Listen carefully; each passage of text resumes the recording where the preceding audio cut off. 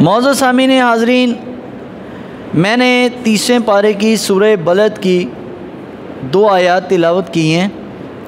اللہ پاک نے ارشاد فرمایا لا اقسم بہذا البلد، اے حبیب قسم ہے ہمیں بہذا البلد، اس شہر مکہ کی، وانت حل بہذا البلد، اور اس لیے کہ یہ شہر مکہ میں آپ جلوہ گر ہیں۔ تو حضور کے جلوہ گر ہونے کی وجہ سے اللہ پاک نے جس شہر میں سرکار جلوہ گر ہوں، اللہ تعالیٰ نے اس شہر کی قسم بیان کی ہے۔ اور دوسرے مقام پر اللہ تبارک تعالیٰ نے قرآن پاک میں ارشاد فرما دیا کہ جب تم اپنی جانوں پر ظلم کر بیٹھو، وَلَوْ أَنَّهُمْ إِذْ ظَلَمُوا جَاءُوكَ فَاسْتَغْفَرُوا اللَّهَ وَاسْتَغْفَرَ لَهُمُ الرَّسُولُ لَوَجَدُوا اللَّهَ تَوَّابًا رَحِيمًا، بے شک وہ لوگ جو اپنی جانوں پر ظلم کر بیٹھے ہیں، کوئی بہت گناہ کر بیٹھے ہیں، تو کیا اس کا حل ہے؟ اللہ تبارک تعالیٰ نے فرمایا جَاءُوكَ، اے میرے محبوب وہ آپ کے پاس آئیں۔ وہ کس کے پاس آئیں؟ آپ کے پاس آئیں۔ فَاسْتَغْفَرُوا اللَّهَ، پس آپ ان کے لیے اللہ کی بارگاہ میں دعا کیجئے، استغفار کیجئے۔ فاستغفر اللہ واستغفر لهم الرسول لوجد اللہ توابا رحیما، وہ خود بھی توبہ کرے، اللہ کے نبی بھی اس کے لیے دعا کرے، لوجد اللہ توابا رحیما، بے شک اللہ کو ضرور وہ مہربان اور بخشنے والا پائیں گے۔ تو مدینہ منورہ کی فضیلت اس آیت سے آیا ہے کہ میرے رب نے فرمایا کہ جب تم کوئی غلط کام کر بیٹھو، اس کا حل یہ ہے کہ میرے حبیب کی بارگاہ میں حاضر ہو جاؤ۔ اب مدینہ کی کیا کیا فضیلتیں ہیں؟ نبی پاک صلی اللہ علیہ وسلم نے فرمایا، حدیث میں حضرت علی فرماتے ہیں ما کتبنا عن رسول اللہ صلی اللہ علیہ وسلم الا القرآن وما فی هذه الصحیفہ قال رسول اللہ صلی اللہ علیہ وسلم، فرمایا ہم نے رسول اللہ صلی اللہ علیہ وسلم سے سوائے قرآن کے اور کوئی بات نہ لکھی۔ یہ شروع کے زمانے کی بات ہے کہ صحابہ جو حضور سے سنتے وہ قرآن کی صورت میں قرآن کی آیتیں وہ لکھ لیا کرتے تھے۔ تو فرمایا نبی علیہ السلام نے قال رسول اللہ صلی اللہ علیہ وسلم المدینۃ حرام بین عیر الى ثور فمن احدث فيها حدثا او ابى محدثا فعليه لعنۃ اللہ والملائکۃ والناس اجمعین لا يقبل منه صرف ولا عدل ذمۃ المسلمین واحدۃ يسعى بها ادناهم فمن احفر مسلما فعليه لعنۃ اللہ والملائکۃ والناس اجمعین۔ میرے حضور نے ارشاد فرمایا کہ مقام عیر سے لے کر مقام صور تک درمیان کا جو حصہ ہے میں نے اس کو حرم بنا دیا۔ اور حضور نے ارشاد فرمایا قال نبی صلی اللہ علیہ وسلم فمن احدث فیہا، فرمایا جس شخص نے اس میں کوئی بدعت ایجاد کی یا کسی بدعتی کو پناہ دی، اس پر بھی اللہ کی لعنت اور تمام فرشتوں کی لعنت، تمام بندوں کی لعنت۔ اور فرمایا لا يقبل منه صرف ولا عدل ذمۃ المسلمین واحدہ، فرمایا اس کا نہ کوئی فرض قبول کیا گیا نہ کوئی اس کا نفل قبول کیا گیا، اور مسلمانوں کا ذمہ ہے کہ اس کا ادنا آدمی بھی کوشش کر سکتا ہے کہ جو کسی مسلمان سے عہد شکنی کرے اس پر اللہ اور اس کے سارے فرشتوں کی لعنت ہے۔ مقام عیر اور مقام صور یہ مدینہ منورہ کا وہ حصہ ہے کہ آج اگر اللہ آپ کو بھی لے کے جائے مدینہ اور ہمیں بھی لے کے جائے، جب مسجد نبوی کے صحن میں آپ کھڑے ہوں گے تو دائیں اور بائیں مسجد نبوی کے سائڈ پر جو 2 پہاڑ ہیں، دور دور ہیں ذرا، وہ پہاڑ ایک پہاڑ کا کنارے سے لے کے دوسرے پہاڑ کے کنارے تک کا درمیان کا حصہ ہے، میرے سرکار نے فرمایا یہ سارا ہی مدینہ ہے۔ حالانکہ دور نبوت، زمانہ نبوت کا جو مدینہ تھا وہ کتنا تھا؟ پورا مدینہ شہر اتنا تھا جتنا آج مسجد نبوی ہے۔ اور جنت البقیع قبرستان یہ چھوٹا سا قبرستان تھا جو آج بہت بڑا قبرستان ہے۔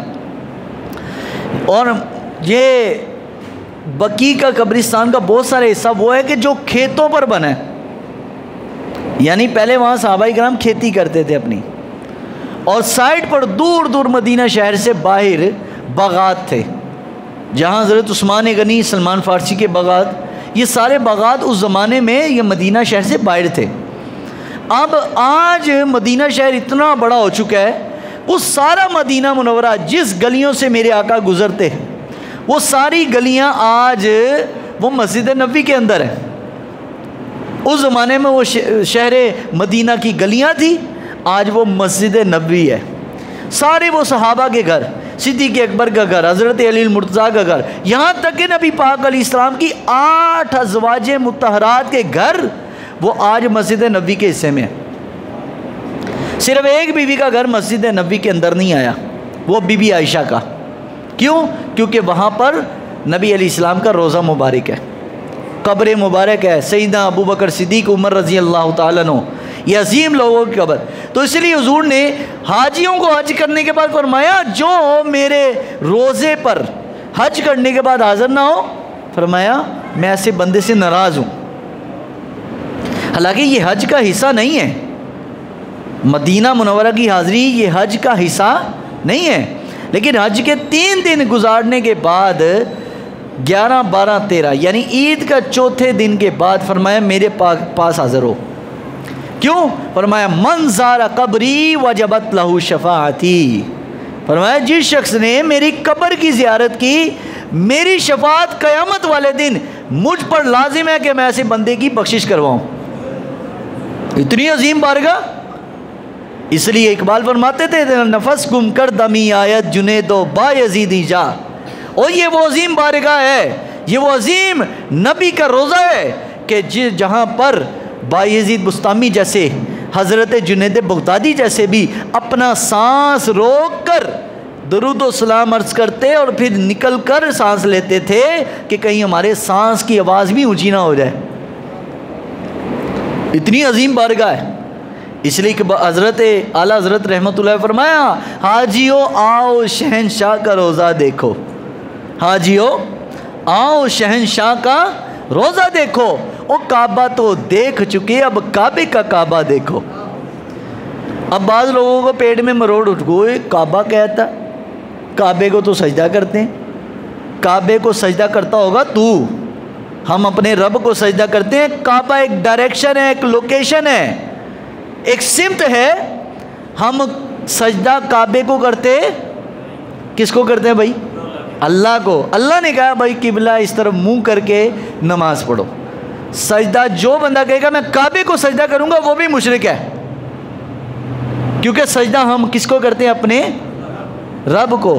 اب یہاں سے مسئلہ حل ہو گیا جو اعلیٰ حضرت نے کہا کعبے کا کعبہ دیکھو، کہ نبی پاک کا روضہ کیا ہے بھائی؟ کعبے کا کعبہ۔ مطلب یہ ہے کہ جسم کی نماز تو کعبے کی طرف منہ کر کے ہوگی، لیکن دل کی نماز اپنے دل کا رخ اپنے نبی کی طرف کر کے ہوگا، حضور کی طرف توجہ، نبی علیہ السلام کی بارگاہ مقدسہ میں حاضری اور اپنا دل اپنے نبی سے لگائے رکھنا، پھر ہی اس کی نماز مکمل ہے۔ ہم وہ مذہب تو نہیں ہے نا کہ جس مذہب میں نبی کا خیال نماز میں آنے سے نماز ٹوٹ جائے، ہم کہتے ہیں تب تک نماز مکمل نہیں ہے جب تک محمد و آل محمد کا خیال دل پہ نہ آئے، جب تک حضور اور حضور کی آل کا خیال نہ آئے، جب تک ان پر۔ امام شافعی نے تو فرمایا جب تک میں نماز میں درود نہ پڑھوں میری نماز وہ نماز ہی نہیں ہے۔ حالانکہ فقہ حنفی کے مطابق بغیر درود کو بھول جائے پڑھنا یا نہ پڑھ سکے نماز ہو جائے گی، بھول جائے تو، ورنہ پڑھنا چاہیے۔ لیکن امام شافعی فرماتے ہیں بھول گئی اگر نماز میں درود بھول گیا اپنے نبی پر، تو امام شافعی فرماتے ہیں میرے نزدیک ایسے بندے کی نماز ہوئی نہیں۔ کیسی بات ہے۔ اب دیکھیں اللہ پاک نے عطیات کے اندر، اب بات کہاں سے کہاں چلے گئی، اب مدینہ کے فضائل عرض کر رہا ہوں، لیکن ایک بات یہاں سے میں کہہ دوں کہ حضور کی طرف توجہ، نبی علیہ السلام کی بارگاہ میں حاضری جب تک پوری نہ ہو نماز نہیں ہے۔ اب میں اس کی مثال دیتا ہوں۔ ہم اگر دوسری رکعت 4 رکعت کی نماز میں بیٹھے ہوں، دوسری رکعت کے اندر عطیات میں، اور عطیات کے بعد ہم اگر دروشی پڑھ لیں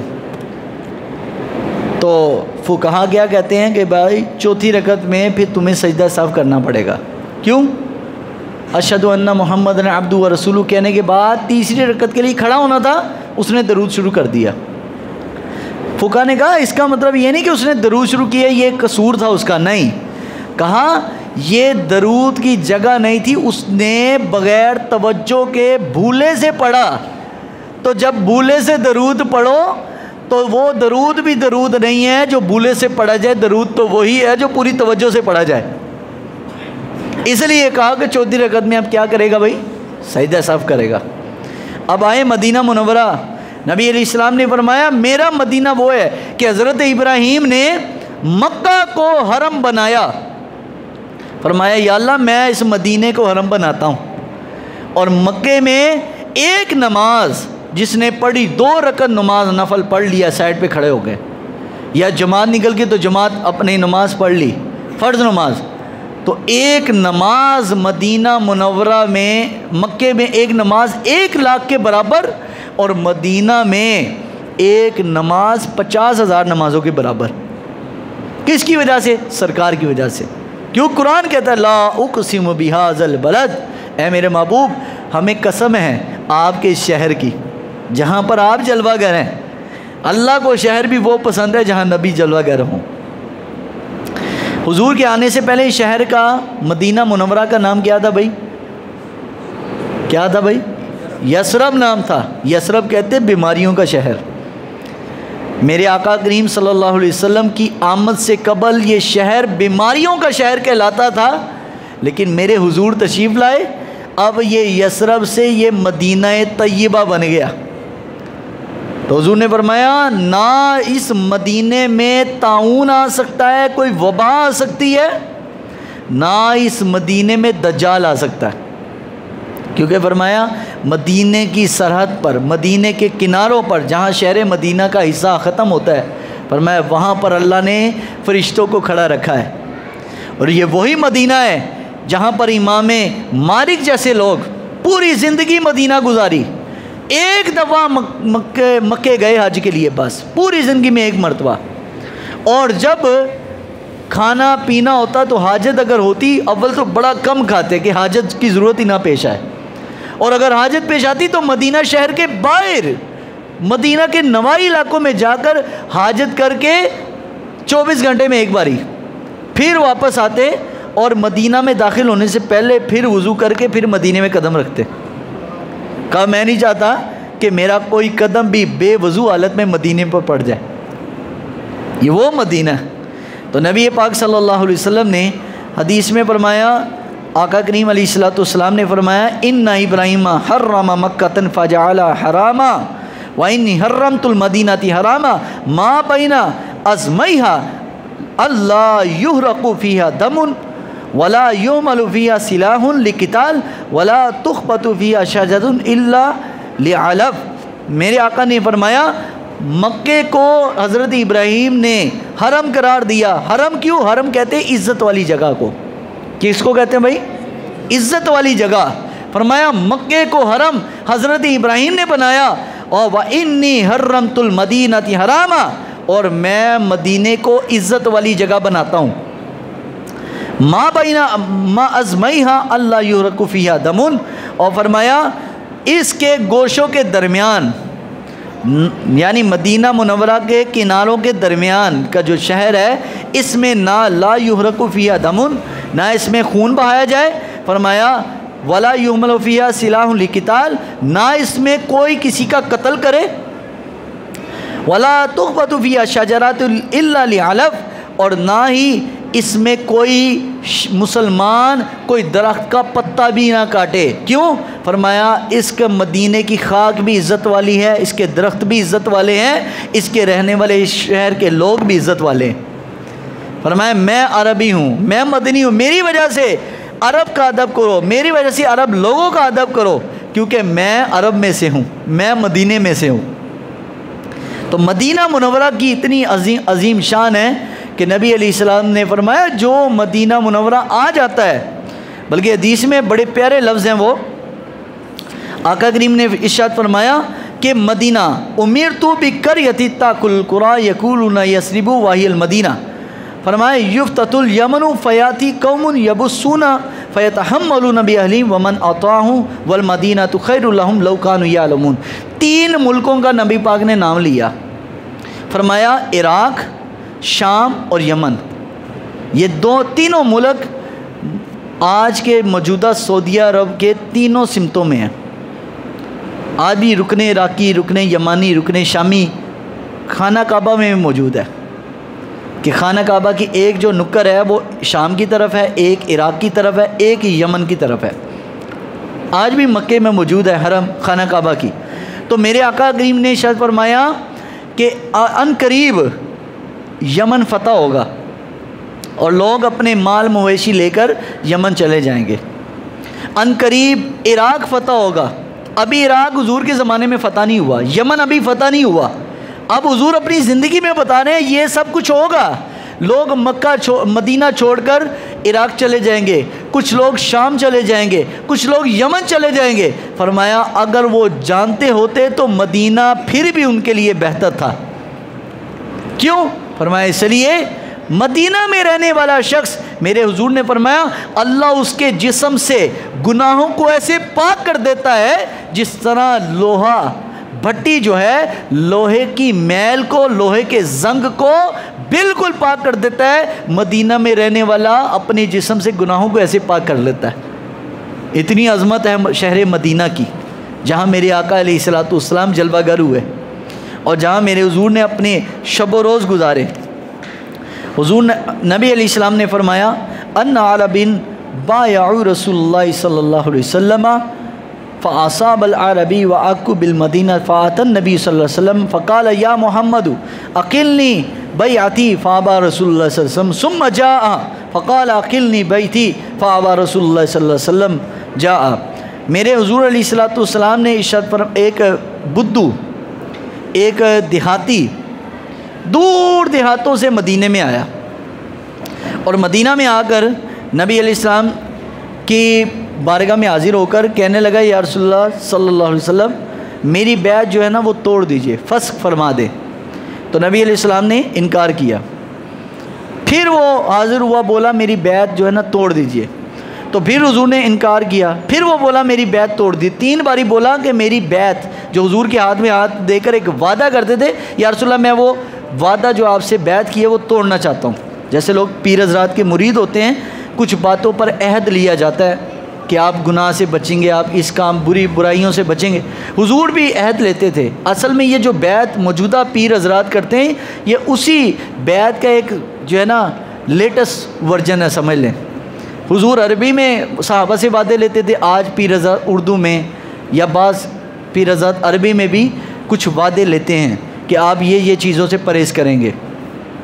तो नबी अलैहिस्सलातु वस्सलाम ने फ़ख़रज अरबी, तो नबी अलैहिस्सलातु वस्सलाम ने फिर जब वो देहाती चला गया तो मेरे आका ने फरमाया इन्नमल मदीनतु कलकीरी तनफ़ी खबसहा व तन्सनउ तय्यबहा। मेरे हुजूर ने फरमाया ये मदीना शहर ऐसा है कि यहाँ नापाक लोग नहीं रह सकते। अल्लाह ताला यहाँ पर पाक लोगों को ही रखता है और पाक लोगों को ही यहाँ पर पसंद करता है। मदीना में नापाक बंदा नहीं रह सकता। नापाक लोगों इन्नमल मुश्रिकून नजसुन फला तक़रबुल मस्जिदुल हराम। अल्लाह ने फरमाया बेशक मुशरिक जो है पलीत है, इनको हरम से दूर रखो। लेकिन आज की सऊदी गवर्नमेंट ने क्या किया? आज की सऊदी गवर्नमेंट यहूदियों को भी बुला लिया, ईसाइयों को भी बुला, वहाँ के वीडियो बना रहे हैं मस्जिद नबी के बाहर। मस्जिद नबी के अंदर तो नहीं आए, शायद आ भी गए हों, लेकिन वीडियोज़ में मस्जिद नबी के बाहर खड़े होकर बता रहे हैं कि जी मुसलमानों के नबी हैं, उनकी यहाँ पे कब्र है और मुसलमान यहाँ आते हैं। हरम मक्का में खाना काबा मस्जिद हराम के बाहर खड़े होकर यहूदियों की वीडियोस मौजूद है। अब हुजूर ने फरमाया यहाँ पर कोई पलीत नहीं रह सकता। जो पलीत लोग हैं उनको जजीरा अरब से निकाल दो। अरब में वो नहीं रह सकते, हिजाज में नहीं रह सकते, लेकिन इन्होंने ये जदीद सऊदी वाले इन्होंने आके सबको दाखिल कर दिया। हालांकि पाक लोगों की रहने की हुजूर ने फरमाया मेरे रब ने इन्नल्लाह सम्मल मदीनति तौबा। हदीस पाक है, मेरे आका ने फरमाया अल्लाह ने इस मदीना शहर का नाम तौबा रखा है। अरबी में तौबा कहते हैं पाक, मट्टी, खुशबूदार मट्टी वाली जगह। اور جب نبی پاک تشریف لائے نا مدینہ منورہ میں، یہ مدینہ منورہ بنا ہے میرے سرکار دو عالم صلی اللہ علیہ وسلم کے قدمین کی برکت سے، وہاں حکیموں اور طبیبوں کی دکانیں بند ہو گئیں۔ پہلے پوری زندگی وہ لوگ کمائی کرتے تھے کہ لوگ یہاں بیمار پڑے ہوتے تھے، لیکن حضور کی آمد کی وجہ سے یہ مدینہ سے بیماریاں ختم ہوگی۔ فرمایا مدینہ میں نہ دجال آئے گا، نہ ہی مدینہ میں طاعون آ سکتا ہے، یہ اتنی عظیم بارگاہ ہے۔ تو نبی پاک صلی اللہ علیہ وسلم نے ارشاد فرمایا احد جبل یحبنا ونحب، میرے حضور نے فرمایا مدینہ میں موجود جو احد پہاڑ ہے، یہ اس زمانے کا شہر مدینہ سے باہر تھا، حضور کے زمانے کا، لیکن حضور نے اس کو بھی مدینہ شہر کا حصہ قرار دیا۔ فرمایا احد پہاڑ یہ ایسا پہاڑ ہے، احد جبل یحبنا ونحب، فرمایا یہ ہم سے پیار کرتا ہے اور ہم اس سے پیار کرتے ہیں۔ اگر پتھر کا پہاڑ ہو اور نبی سے پیار کرے تو نبی ان سے بھی پیار کرتے ہیں۔ تو یار آج کے امتی کی کتنی خوش قسمتی ہے کہ جو اپنے نبی سے پیار کرتا ہے، تو یار اگر حضور پتھر سے پیار کر سکتے ہیں، ہم سے کتنا پیار کرتے ہوں گے۔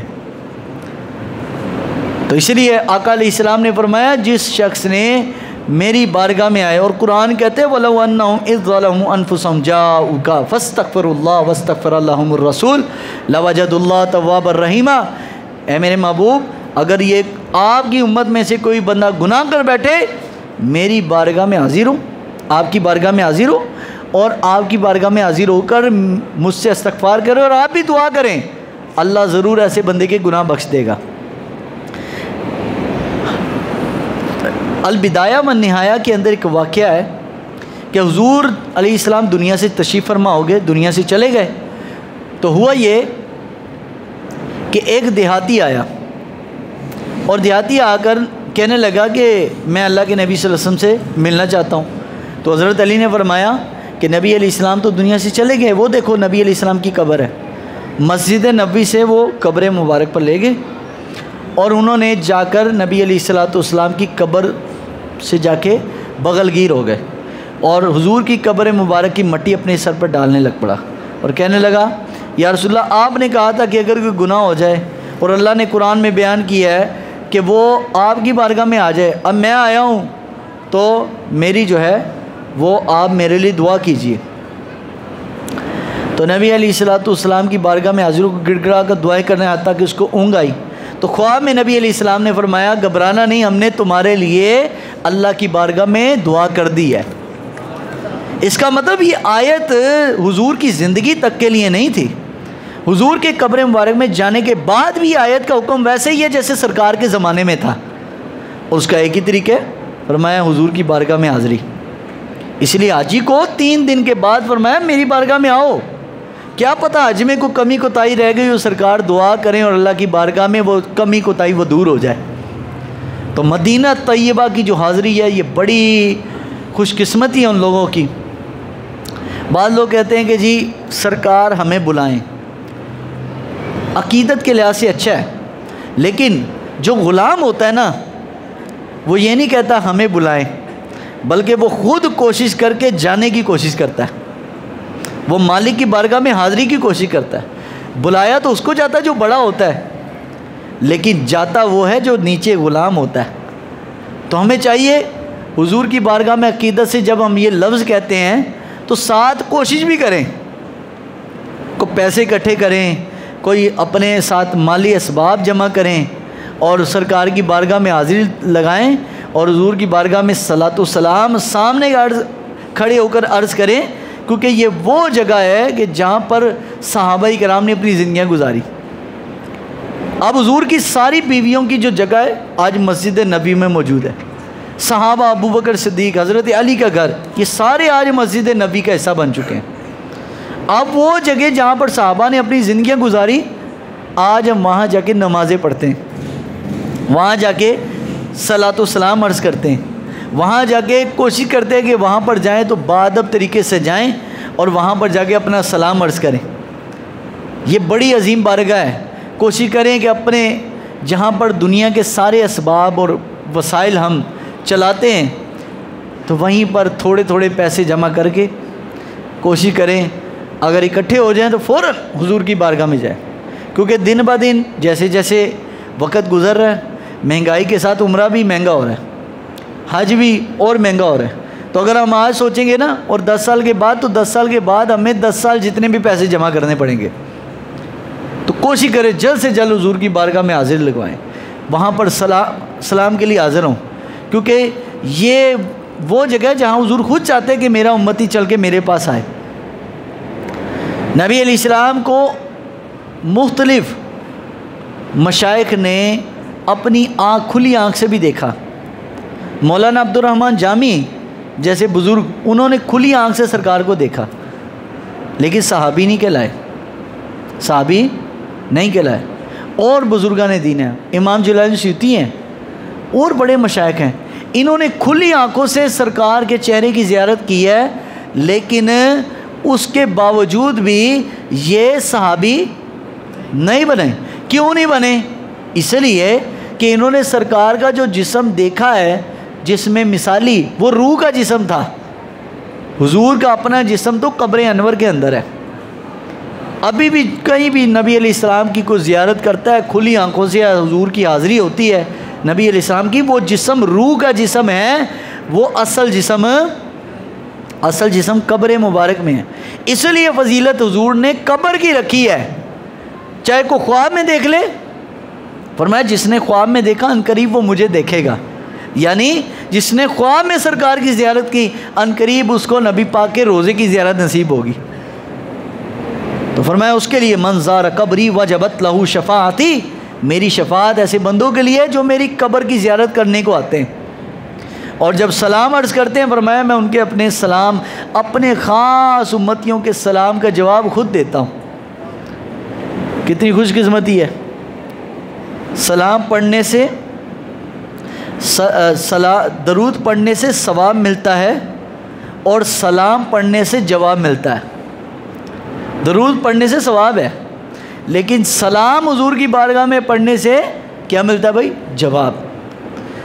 اور کتنا خوش نصیب امتی ہے کہ صلاۃ و سلام پڑھے اور حضور اس کے سلام کا جواب بھی دیں۔